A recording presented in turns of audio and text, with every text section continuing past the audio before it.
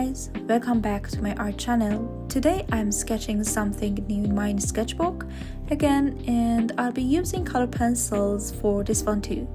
The idea came from nature, my forever favorite source of inspiration. So yeah, stick around and let's draw together.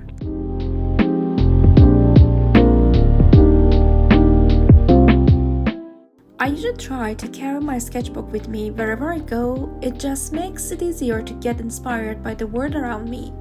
Lately, I've been trying to keep things simple because honestly, it can be hard to focus and dive into details all the time.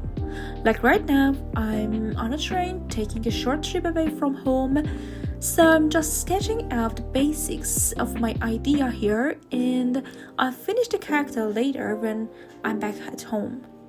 Honestly, having a sketchbook with me has made such a big difference. It's like a little space where I can catch ideas before they slip away. Sometimes I don't even aim for a finished piece. Just getting something down helps keep the creativity flowing. I think it's super important to let go of the pressure to make everything perfect. When I keep it simple, I enjoy the process way more, and that's what keeps me going. Even quick, messy sketches can turn into something meaningful later on. I used to overthink every page in my sketchbook like it had to be perfect or it wasn't worth doing. But honestly, that kind of thinking just holds you back. Now, I treat it more like a journal. Some pages are messy, some are just doodles, and some turn into full illustrations later. It doesn't matter. What matters is that I'm showing up and drawing. That's how ideas grow, even from the smallest, simplest sketch. And the cool part is, when I look back at older pages, I can see how much I've grown, things I wouldn't even notice if I was only chasing finished work. The sketchbook becomes this personal little archive of thoughts, practice, and progress.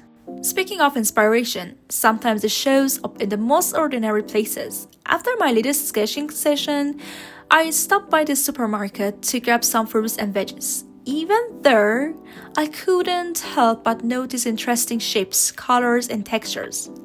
Things like the way light hits an orange or how the greens stack up in the produce section. It's all fuel for creativity.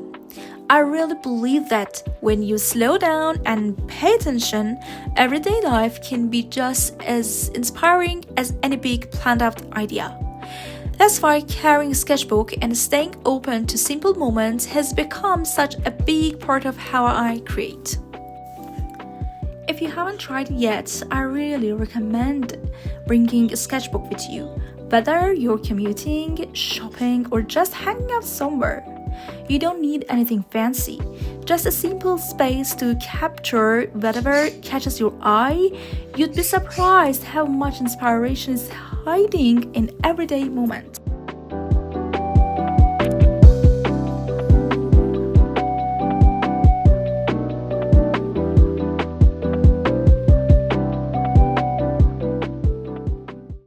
Alright, now I'm back in my little home studio, ready to finish what I started.